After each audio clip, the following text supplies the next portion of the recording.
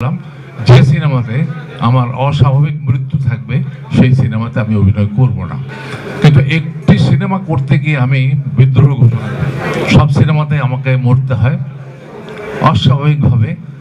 তারপর আমার একটা ছবি দেয়ালে টাঙানো হয়, তারপর সারা ছবিতে সবাই কান্নাকাটি করে ওই ছবিটা নিয়ে, সেই চরিত্রটা আমি অভিনয় করি।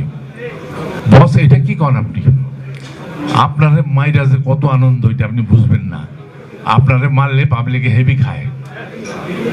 তখন আমি আরো প্রতিজ্ঞা করলাম, আমি 100 বার করে প্রতিজ্ঞা করলাম আমি আর এই ধরনের চরিত্র অভিনয় করব না। 1972 সালে আমি চলচ্চিত্রে অভিনয় শুরু করেছি তিতাস একটি নদীর নাম নিয়ে।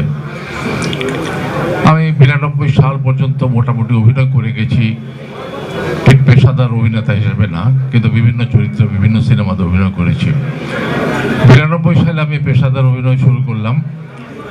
কিছুদিন পরে দেখা গেল যে আমি যে চরিত্র অভিনয় করি সেই চরিত্রের মৃত্যু হয়, অস্বাভাবিক মৃত্যু, অশ্লীল মৃত্যু, বিকট মৃত্যু, এবং সেই মৃত্যুটা যেন আমার জন্য বাঁধা।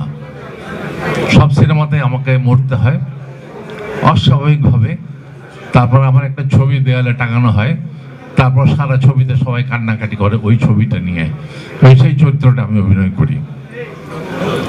যেহেতু আমি প্রফেশন হিসেবে নিয়েছিলাম, আমি করতাম অনেক এ ধরনের চরিত্রে, কিন্তু একটি সিনেমা করতে গিয়ে আমি বিদ্রোহ ঘোষণা করি।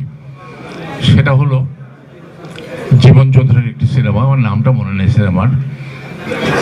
আমাকে বনানী এবং গুলশানে 4 ঘন্টা ধরে বিভিন্নভাবে আমাকে আহত করা হয়। প্রথমে হাত কাটা হয়, তারপরে পা কাটা হয়, তারপরে জিভ কেটে ফেলা হয়, তারপরে গুলি করে মারা হয়, তারপরেও যখন মরে না তারপরে তলোয়ার দিয়ে খুঁচিয়ে খুঁচিয়ে মারা হয়।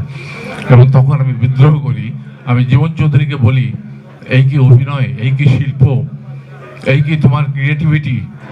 একটা মানুষকে, একটি মৃত্যুকে তুমি এভাবে বিকট একটা চরিত্র রূপ দিয়ে সাধারণ মানুষকে উত্তেজিত করে তাদের যে বিবেক সেখানে দংশন করাও। আমি দুঃখিত।